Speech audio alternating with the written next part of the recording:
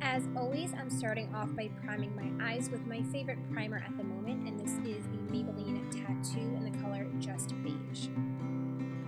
Then for this look, I'm going to go into the new Tude palette. A lot of you were requesting that I do more looks with it, and I totally agree. I love the palette, I just don't play around with it a lot.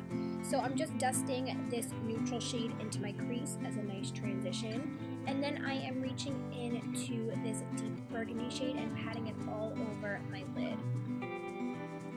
This is when it starts to look a bit scary because this color really brings out my color in my under eyes and my redness around my eye area. But don't worry, when we put some foundation on, it will all be fixed. I'm just blending out that burgundy shade, and then I'm going into a brown shimmery shade. It almost looks black, and I'm just patting this into my outer V, and this is just going to add some more dimension to the look. Then again, I'm just going to blend out the shade with that same brush. I believe this is the Sigma E25. I'm going to go back and forth in with the shimmery brown and blending because we do lose some of the intensity, so do this as many times as you like to get the intensity that you want. Then, taking a different E25 brush, I'm going to go into the dark matte brown shade and place this over that shimmery shade just to add some matteness to the crease. I don't really like a shimmery crease, so this is going to add a little bit more dimension. The color almost looks black again, but it is a dark brown.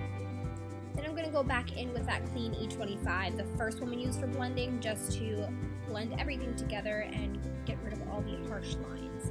Then I'm just patting more of the burgundy color on my lid.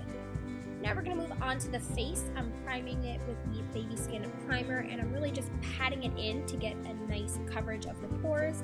Then I'm using my corrector by IT Cosmetics and just putting this underneath my eyes before foundation. For foundation, I'm using my L'Oreal True Match, just dotting it all over my face and then buffing it in with a flat top brush.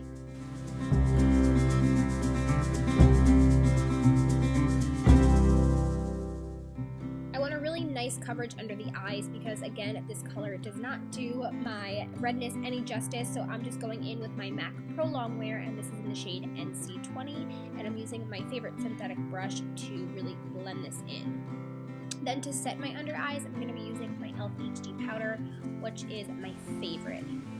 Then for the under eyes, because we want to balance out this look, it's very top heavy this way, we are just going to take the shimmery brown and I'm just going to place that under my eyes, and then I'm going to go ahead and blend it out with that matte shade.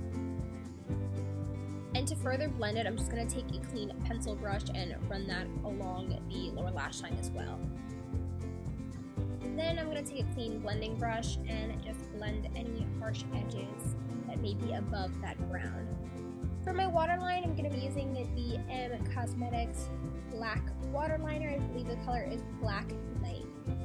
And I'm just going to apply a couple of generous coats of mascara. The first one I'm using is the CoverGirl Lash Blast Fusion, and then I'm going to go in with the L'Oreal Butterfly Mascara after that.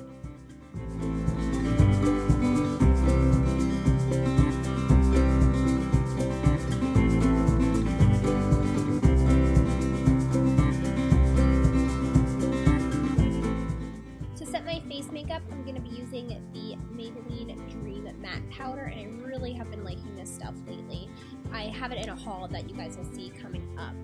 And for my brows, the same as always, e.l.f. Brow Kit in Dark, one of my favorite ways to apply me some nice brows.